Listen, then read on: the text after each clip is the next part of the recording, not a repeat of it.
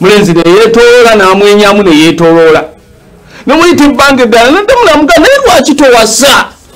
mulenzi naddamu ne yeetoloola neyebuzabuza nabbi yabuuza abuuza omulenzi oli eyakula ekigerigeri eri awo atyo kakati ogwokusatu amubuuza lwaki towasa waayitangawo akabanga naddamu namubuuza naye ogwokusatu n'agamba nti ya rasulillah ayi omutume wa Mungu bwontunuulira bwoti enkula yange embeera y'enfuna yange n'engeri zange zendimu ya rabbi ani ayinza okumpa muwala wenze muwase otegera nga naye munda muli mwennyini yeemanyi nti nakula kigerigeri sirinaayo mukazi ayinza kunzikiriza sirinaayo na muzadde ayinza kugamba nti kale kankuwe muwala wange akufumbirwe mutume n'amanya nti owa kyekizibu kyo nti lwali lumu mutume n'amuyita namugamba Abdulmagiri jangu operekereko n'agenda amuwerekere bwe yagenda amuwerekere bagenda mu maka ga Swaba omu ne batuuka awo mutume n'atuula ne bamuwa akacyayi n'abagamba nti no bannange ensonga endeese wano si yakacyayi kokka nti naye nzize wano nga nzize kuwasa mu nnyumba eno nga mulimu omuwala wamundaba omu bw'ati omusajja nannyini maka n'asanyuka nagamba mutume ozze okuwasa wano ekyo kisusa ani ayinza okugamba omutume okujja okuwasa wano tegwalina ayinza kugamba ekyo kiwedde ffe tubeera bakodome bannabbi kakati mutume nagamba nzize kuwasa wano kakati omwami aba afuluma agenda atuusa amawulire amalungi eri omukyala mutume ne kimukwatako nanga naye sooka ojje tyotyo nzize nze okuwasa wano naye ku lwa muganda wange aliwa ono eyakula ekigerigeri olana mutume ebyo si byangu kaŋŋamba omukyala nadduka n'agenda kumba akawala kawulirawe kali nadduka n'agenda agamba omukyala n'agamba maama ani ayinza okuwa manage tekisoboka akawala we kaali nga koza ebintu kati omutume bw'aba yayogedde nja kufumbirwa omusajja omusajja n'afuna omukyala ku lw'erinnya ly'omutume kwe kukwana abakusinga nkugambye ekyetaagisa mu sacrifice yali ludda basenga omulenzi ono yali yeebala mu masigidi yeebala mu muzikiti ng'abeera eri bbalibbali mutume yali musanzeewa yalifudde kigerigeri nga talina gwawasiza oba ntegereka mu bulizi kasule kakati abantu abakusinga ba mugaso kati nze kati nze sacrifice njukerawo okufuna emikwano wangi kankuwe sacrifice emu bweti noli atuwuliriza baatulaba nze namukwano gwange omugwe mmanyi nti bwe mugerezaako tayinza kunyiigira bamuyita Venerable Bikke Buwembo okwanagana ne Bikke Buwembo yali sacrifice Bikke ansinga mu bugagga ansinga ekitiibwa ansinga obuyivu ansinga okumanya ensi ansinga okumanyika naye okwanagana naye bw'ogamba Bikke ogamba Venerable Bikke Buwembo gwenjogerako eyava emunyonyi otyo nebamuteeke nate otyo owengeyi otyo muzukulu wa Kasuki otyo kozize nediraki simanyi Bikke tukwatagana mu kigambo kya kusaba na kuweereza mu njiri bwe yamanya nti ninamu omulamwa nagamba nja kukozesa akalenzi ako nga bw'omanyi omuntu ng'olinamu ku buvunaanyizibwa butono obeera ne kadayale ko gakakugamba nenaku z'omwezi gindi oli gundi naku z'omwezi gundi oli gindi naku z'omwezi gundi nga bw'ogirina eyo essebo naye kati omukulu oyo yamanyiranga okunkubira essimu kiro nga ntuma nkya jukira sabadikoni kyokubiri mwagala njagala okumuwa ebipako abeko gyakola ki jantuusa kati nga nina okusazaamu byonna ebibadde ebyenkya nkole ekintu sabadikoni kyaŋŋambye up to now nebwakuba esimu wano nga ndi mu studio nsituka busisi toyinza kutegeera kinsitudde kubanga mwagala nina ebyokumuyigirako ndaba nga alina gyantwala eyo gyempise sacrifice bw'ogyeremera n'osigala nga okyali munene kakali nawe omanyi onkubidde ekiro enkyambadde nayendaga ngenda mu nnimiro zange ngenda mu faamu zange ngenda muki bw'osigala ng'oli munene nga tosobola kukolayo sacrifice emikwano egikusinga giveeko sigala ne gino egya levoyo naye gyegyosinga egitajja kuwa biragiro naye nga tegirina gyegikola ki gyegikutuusa ntuuse wano lwavenalewo bike buwemu wano mu studio tewali n'omu yalibadde kunsitwa kunzija kujja wano venale lwakwatagana n'olwekitiibwa ntake kati ndi wano njogera eri ggwanga lyonna njogera ku mikwano egikola ki egigasa nga ate gikusinga kuba venale bwe yaŋŋamba tudduka mangu ogende mu ntake bekale okolere emirimu nayena nengikolayo n'omukulu nandaba naye nti ndowooza nsobola n'alijjawo oluwendaza atasabira katwe olirana dokita owekitiibwa dokita Gasta Lulentake nakusamu n'obwesige ani nga nzija jangu nze ani amanyi omanyi gye nasomera nakubuulirako wano hisitole wange n'ofeeseko mu studio yagala nzeebwa ate ekusetse ndeka mukama yerazibwe nabadde nno njogera ku mikwano egyo egituliko waggulu nti tugyetaaga genda mu Samwiri ekisooka sura 19 ekitabo kya nabbi Samwiri ekisooka esula eyokubeka 19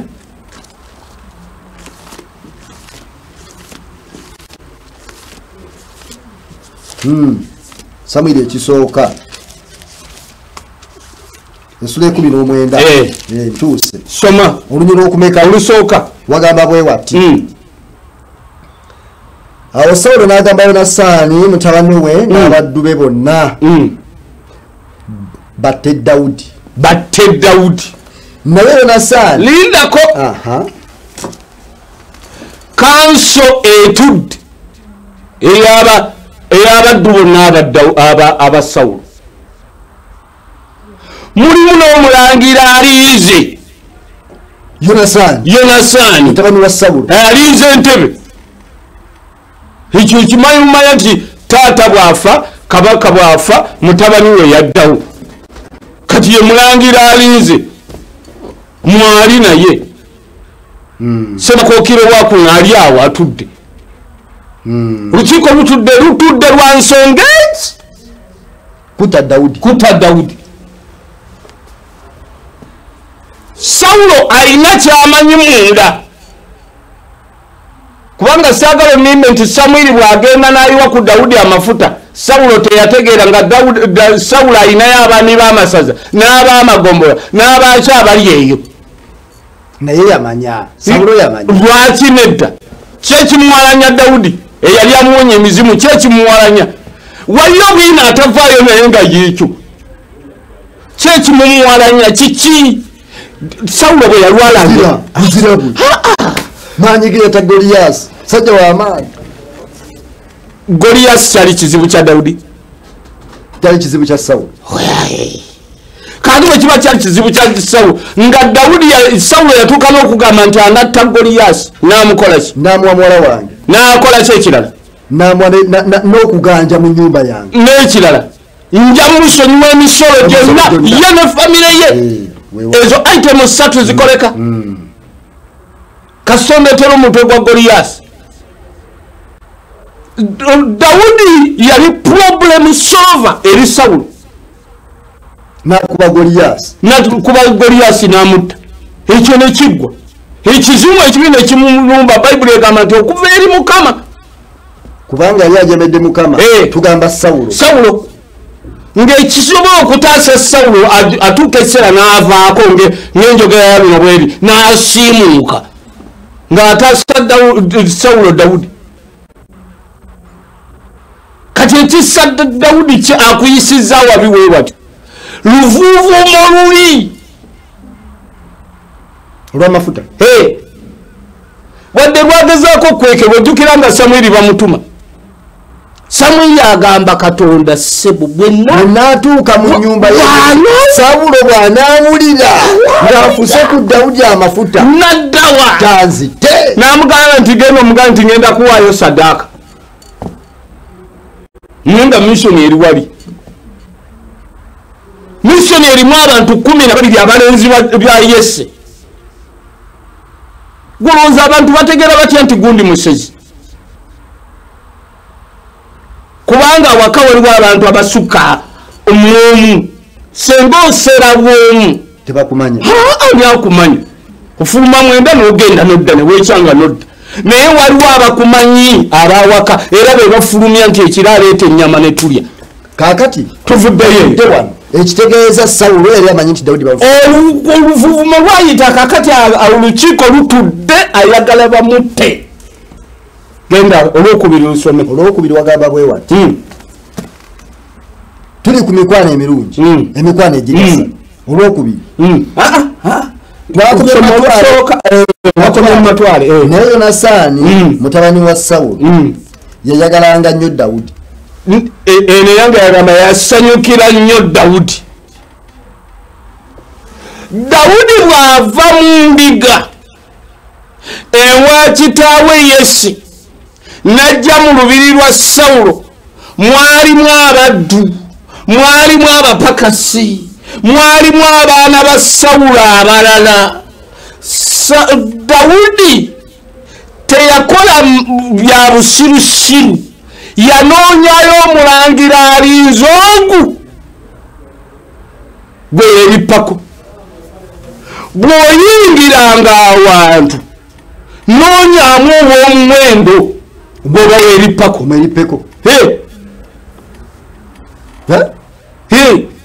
oli awo omusajja gwe tunawasa tumagagamaga nti kano kenesobolera kenyeza okuwasa genoonya omuwala ategerekeka gwebaga nti ezo diguli ziri ku mutwe ziŋoŋa luŋoŋi ng'ajja kuyambako naawe famire y'okuvaayo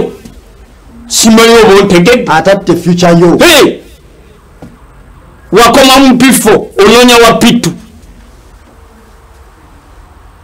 naye abakazi abayigiriza ennyo nga baga ti abakazi abayigiriza nga ba diguri bwembeera nga ndi musajja wa P4 nengenda ku mukazi owa diguri ayina masters oba dokita maama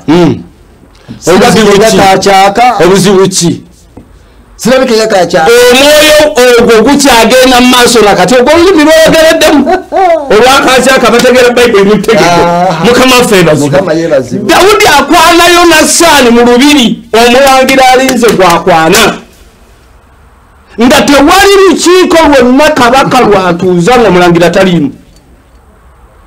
tewali Sanhedrin yonna etuula Sanhedrin lulimi luli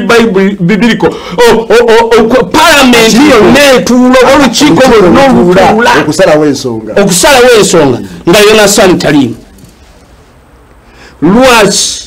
Dawudi atunuulidde entebe eyo kubanga yajja mu lubiri ng'agamba ngenze kuba ndongo n'okwetegereza obwakabaka babufuga batya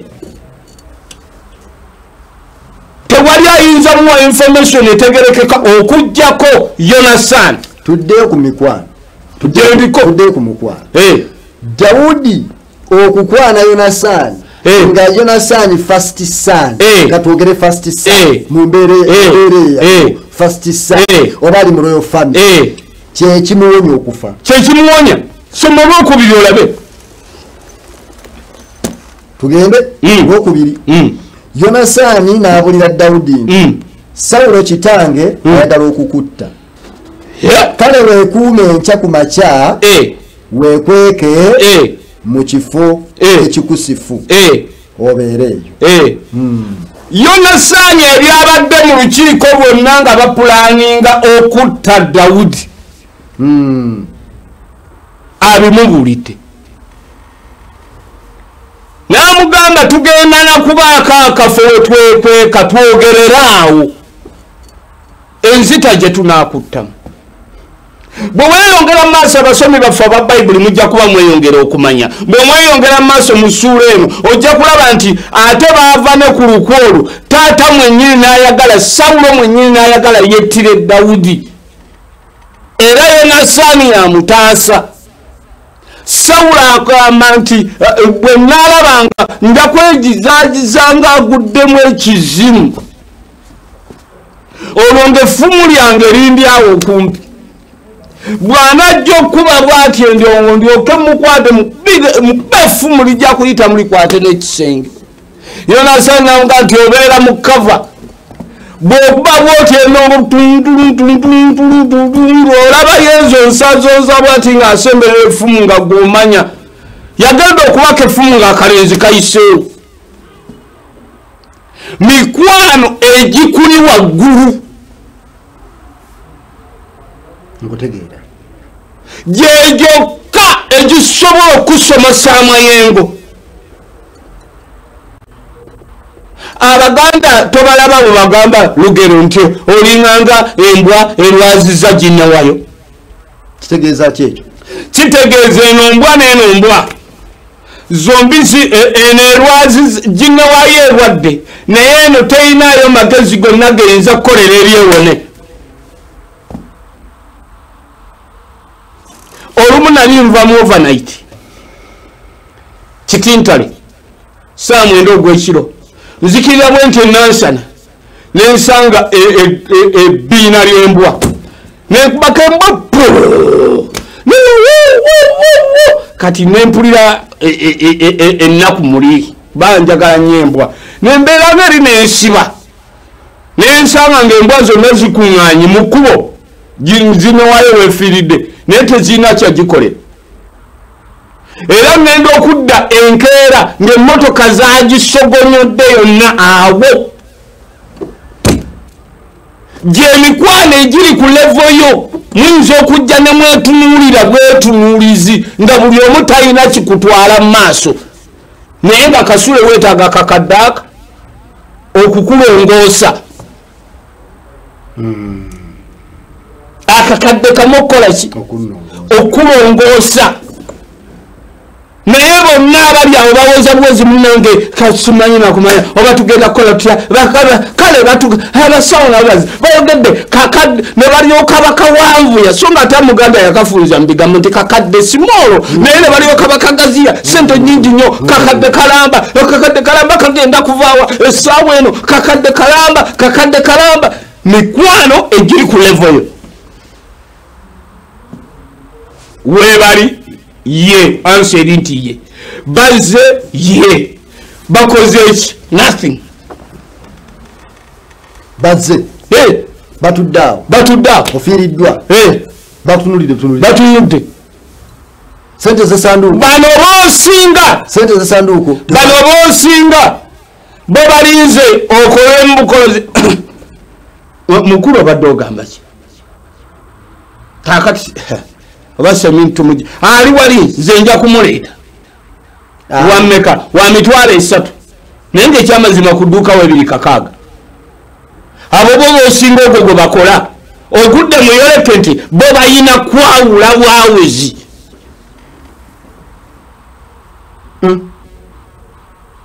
Okwogedde so mu mbeera eno yonna nga twogera ku mikwano gyange abooluganda abali gye muli abampuliriza era abandaba nga twogera ku mikwano noonya nnyo era nakati tandika okutazaama emikwano egyo gy'olina omanye ninamu emeka eginsinga ku levu. Waliwo emikwano nga ne bw'oba okwata obukwasi bw'oti essimu n'okuba nogati alo meja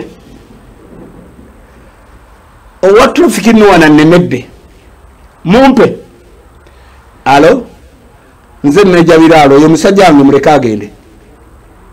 kimala kimala ku Uganda ya leero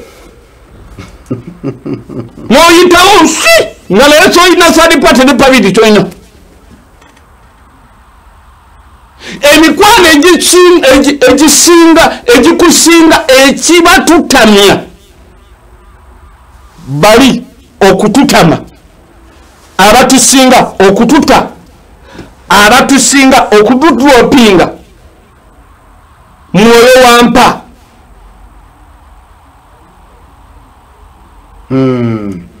kusabiriza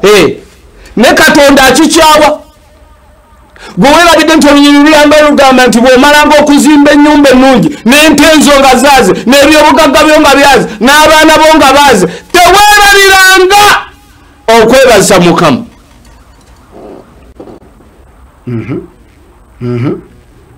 Katonda ali abaavu alina byonna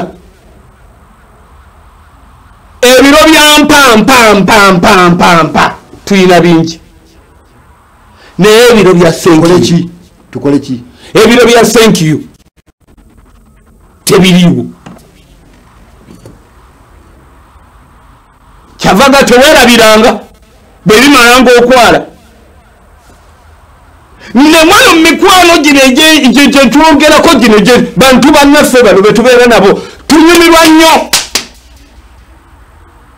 si buli lwenkusinkana Kasule nti olina okumpa ensimbi si buli lwendabika mu maaso ge kyekidulerako emikwano gyaffe egyo gibadde gifuuse mikwano tuggalira enzigi busekulitale kabeera bali ne kafulumayo ne kajja kamuga waliwo omwami azze bwati agambye ye mwami gwe mugambe I'm busy I'm in the meeting kubanga amanyi ozze kusaba bako ne mukwano gwo ng'osobola okumala omwaka nga tomuga nti mpaayo omutwalo omukwira kasimu n'omubuuzaako how are you period why not gy'oli oli mulamu obeera obulamu kinsanyusa why not waliyo emikwano egy'ebizibu waliyo emikwano nga gya bizibu egyo bagikyawa omuntu akuviiramu ddala Christopher sagala okulimba ebyo njogerako nze mbirinako libinga ekizampu omwawulo omu ali waffe eri Masiriba abamuyita Reverend Kironde Frederick kati Ssaabadikoni w'e Namutamba bwe baali balonda owa development ku Busumba ewaffe eyo mukyalo n'aleeta erinnya lyange wanawe ne bagamba Ssaabalabirizi aliko kaakati nga mulabirizi waffe Mityana n'agamba ne bw'oba oyina ennyumba nga yakalina 3 nga yamwawule mbisiza pulaani egi mu bulabirizi bwonna ennyumba y'abawule eteekwa okuba efaanagana netugamba nga tufudde ewaffe Masiriba tulina ennyumba Matiribona ayogera ekyo ffe ani ayogera ekyo ani awa order mulabirizi kati Ssaabalabirizi akyali mulabirizi ewaffe Mityana ffe waffe tulina ennyumba yaffe ennungi ekyali mpya biki netugenda natugamba nagambye pulaani emu netufuluma ofiisi z'obulabirizi netuddayo netutandika ffe Masiriba waffe twali twamanyira nti mulwana yazimba fumbe balo tebitukwatako ekyo wekiyitira nga mulwana ali mu ttaka simanyi kitegeera kaakati kizze nze kyamani wa development netugenda netukola fundraising makubuule nene nayita wano mikwano gyange abala netugenda tusamba emipiira abala netugenda nezikwaya zali bamediki bani bonna netugenda eyo tugenda okukola omulimu bamediki banabendejje tugenda tukola omulimu Katonda n'atubeera netusonda sente bazituwa mu bungi bahonalebo nankabirwa bakiwanda bani abantu abo mikwano gyange naye bwe tumaliriza netutandika ennyumba netuuka ku operate awo negatwesiba tuba tukyalowooza ekirala maama mulwana nampita neŋŋamba mwana wange nze nali simanyi nti ewaffe Masiriba wafaayo akasente naye mukoze omulimu mwebale najja n'atukwatirako n'asereke kanyumba yenna n'agimala n'agikola finishing yonna neggwa omuntu atya twogeraganya mukwano gwange nebba yali mukwano gwange naye siba kubeerako awo maama nanti nzize akaana kalwadde omusujja nzize ate nga toyaweddeko esole nzize te olw'emikwano ogitta nawe omanye emikwano egyakakufaako nga gikufuddeko mu ngeri eyo oba oluusi obadde tomanyi nga weebuuza kiki lwaki gundi takyakolagana nange kiki lwaki takyankubira kasimu osusa okaaba ebizibu Christopher wangi bw'oyogera bw'otyo olinga agamba nti emikwano egitusingako nga nze ndi ku level yange naye nga manyi nti oli ansingako naye nga mwetaaga okuba nti mukwano gwange nsooke nteeka ebizibu ebbali nsooke nteekewo enkolagana wakati wange muwe gap akumanyi bulungi abaganda balina ekigambo kigamba nti olidde eggi kwesubya muwula naye emikwano gitaasa eggi oliraba Christopher anti lindako eggi oliraba bwe buntuntu obutonotono obwo obupetipeti obwo bwosabiriza naye nga waliwo ogunene lwegunajja senga nsitukane nti omwana wange ali mu mwaka ogusembayo naye dokita sente zikoze eki zibuze semesita nsasula miliyoni 2 n'atula bwati dokita n'atula omutwe n'atakula enviiri zonna najjukira n'akola kinakola nga simugamba ngayo wadde ekigambo eki bw'abadde ampaayo emitwalo 5 oba 10 oba 15 oba 2 agimpa ku lwenga omuntu kimwanguyira oga nti siyimiridde bulungi naye kankuweeyo akakadde okusinga gwabeerawo nga amusabasaba buli lunaku anti efuuka nkolayo naga eyo yenkola ye kasero beera weesuka kubuuza abantu bajja tukyayina mu studio naye twagala okubategeeza mikwano gyange nti ne bw'obanga osaba essaala saba katonda akugatteko abantu nga bamugaso nga bakusinga nga bawanvu nga banene mu nsimbi mu ndowooza mu ntegeera mu njogera mu mboozi zaabwe ze banyumya nga bali extreme okusingako va kuba kwenkano tobasuula tobakyawa tobawalana naye noonya standard esingakokko osobole nawe okweyongerayo ne bw'oba tonnazimba nju kwana ku mikwano egirina amaka ezirina ennyumba ezitegerekeka obeere bwongo ng'olina pulani nti nja kuzimba ennyumba ng'eyakasule nga katonda waleetera ensimbi ekyagala kikola olaba Dawudi akwana mulangira omulangira alinze entebe era yamuwonya okufa gwe simanyi kigenda kuwonya kufa okufa kw'ennaku zino kuli nearby okufa kw'ennaku zino kuyinza okuba mu nsimbi kuyinza okuba mu bizinensi kwana ku mikwano egisobola okusuubula Dubai, China, Canada, India n'awalala obenga singa oyingira mu lulimi lw'okusuubula kikwanguyira emikwano gituyisawo oluusi okusinga eŋŋanda ekyo nekikulu nnyo sebo nakoma luli ku mikwano emibi era nenjogera ku mulenzi ono ali mu Samwiri ekyokubiri essula 13 Samwiri ekyokubiri essula 13 oyiye olusooka twayogerera ku famire ya Dawudi nga twogera ku bazzukulu ba Yese tugende maaso n'olunyiriro olusooka tuluddemu tewali kitugaana tuli 13 lunyiriro olusooka tuli ku Abusalomu yenyoli mutabani wa Dawudi Abusalomu mutabani wa Dawudi yalina mwannyina omulungi erinnya lye Tamali awo lwatuuka Amunoni mutabani wa Dawudi n'amwegomba awo Amunoni n'ayaka olw'ekwegomba okubeera ne mwannyina Tamali n'okulwala n'alwala Tamali yali tannamanya musajja Amunoni n'akirowooza nga kizibu okumufuna naye Amunoni yalina mukwano gwe erinnya lye Yonadabu mutabani wa Simeeyi mutabani wa Simeya muganda wa Daudi era Yonadabu yali musajja mugerengetanya nnyo namugamba nti gwe mwana wa kabaka lwaki weyongera okukenena kiki mbulira Amunoni naddamu nti njagala Tamali mwannyinaze Abusalomu muganda njagala Tamali mwanyina Abusalomu muganda wange awo Yonadabu namugamba nti galamira ku kitanda ngana kitanda ekyo werwaze kale kitaawo bwalijja okukulaba n'omugamba nti nkwegayiridde mwannyinaze Tamali ajja ampe emmere okulya anfumbire emmere eno afumbire emmere mu maaso gange nga ndaba agimpe njirye njagala osooka okomawo olabye famire y'abantu abo bwefaanana famire eryetya eryemu famire eryemu bweti efuuse ekizibu naye nga mulimu omu yekka asobola okutegula ddiiro ebirala byonna bigaaniddaawo naye Yonadabu yalina amagezi yekka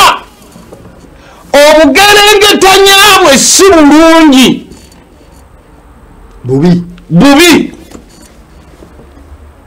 abaana baffe babakobye mu masomero kubanga waliyo ababagerengetanyiza naye nga ababagerengetanyiza bagerengetanya bubi mu risaaki gye ngenze nkola ku mikwano kyenye ekizuule nti abaana baffe ababeera ku yunivasite okwekalakaasa okusinga obungi 90% kubeera politiko ng'ate babawadde na bubi nsimbi omwana neyekalakasa ku yunivasite n'akola byonna byakoze n'akuba emmotoka mayinja n'ayasendabirwa muzeguni n'alya amenvu g'abasajja ag'abakazi abannakuwali ewandega yakatale n'akola ki n'ayiwayiwa ebintu by'abantu byonna ku siringisi emitwalo oba emitwalo 2 oba 15 n'akomekereza ng'omwana gwe wakwata n'otwala ku yunivasite naye nga wamujja mu nassale n'omwavuza gye emyaka 20 nga buli mwaka osasula omusolo emirundi 3 buli mwaka gy'emyaka 20 omugulira engatto omugulira empale omugulira essaati omugulira ki n'akomekereza nga bamukubidde essasu ku bitaale wa Ndegeya afudde naye nga lye libadde essuubi lyo naye nga ye yagenda okuva ewuwewaka nga si bwali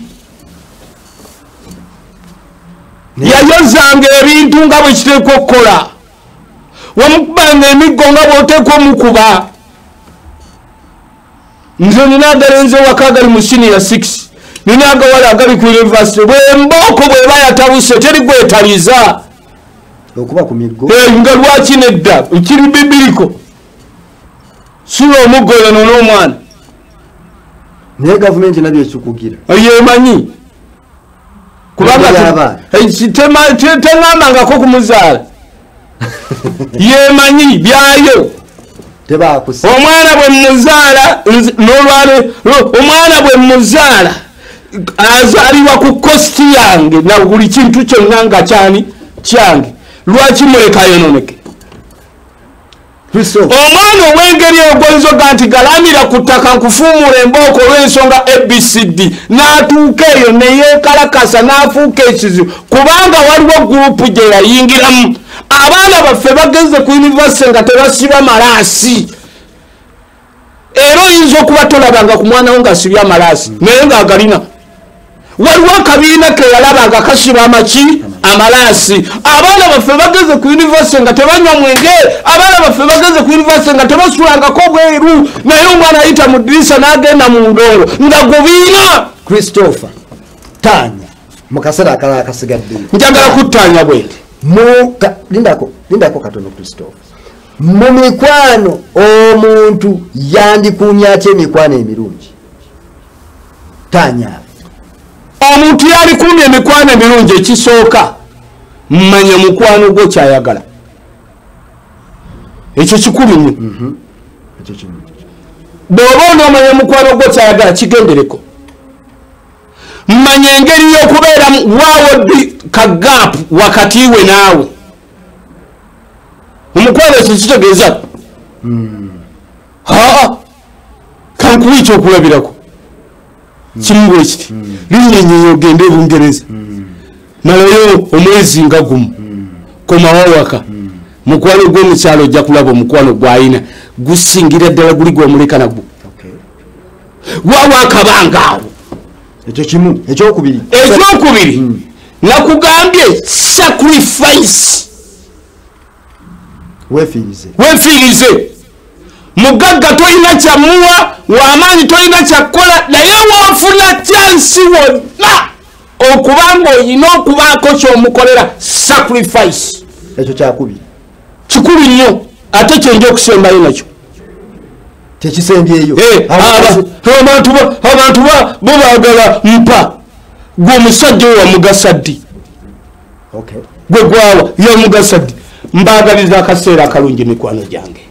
mbasabidde Katonda abeere mukwano gwammwe Yesu yayogera ebigambo bino nti sabayita baddu nate mbayita mikwano gyange njagala mbeere mikwano gya Yesu oyo akuvuunusa buli mbeera yonna oyo ayinza okuwanguza byonna mbasabidde Katonda abagatte ku mikwano eginaabagasa eginaabawanguza eginaabayisa mu bizibu eginaabavuunusa embeera so ng'ate naawe ogwo omukwano gw'olina kye gukugasaako era kyegwakako nkwagaliza kyenjagaliza Mukama abamperenyumiza ntumidde abantu bangi naye okusinga ennyo sinza butatumira Venerable Bike Bwembo obudde bwenjogerako kinkola bubi ajaga subject nga tekantumiddeko so nkutumidde ekitiibwa Dr. Gasawule neyanziza nnyo neyanzegerwa airtime gopadde mukyala wange abaana bange bendesa waka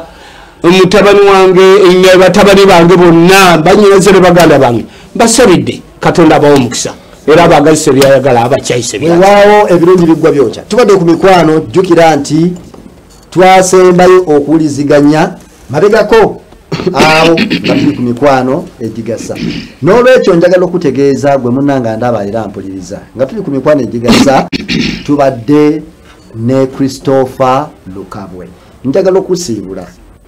mbagaliza weekend ennungi enkya lunaku lwa mukaaga Sunday tulano ku Delta TV n'omusumba Reverend Emmanuel Rutaya wano week Reverend Emmanuel Rutaya tugifundikira ku Sunday omwanyizi wa programu eno Henry Habert Kasule Banakatwe Matazi Church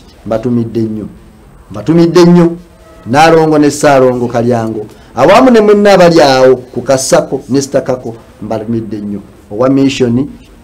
kutumidde nnyo webale nnyo webale ddala mwami Sega wa Peter sebo owekitiibwa Dr. Gastalule Mukama yebazibwa lwa byonna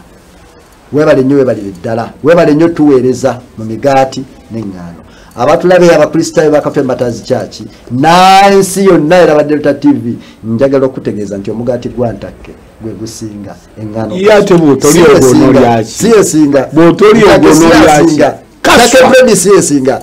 kaswa siye singa owekitiibwa otukoze bulungi webale nnyo webale ddala Venerable John Jita Kavuma sebo Sabadinkoni ow'Emmengo webale nnyo webale ddala obuweereza bonna bw'otutuusaako Mukama abeere nammwe musibe bulungi mweraba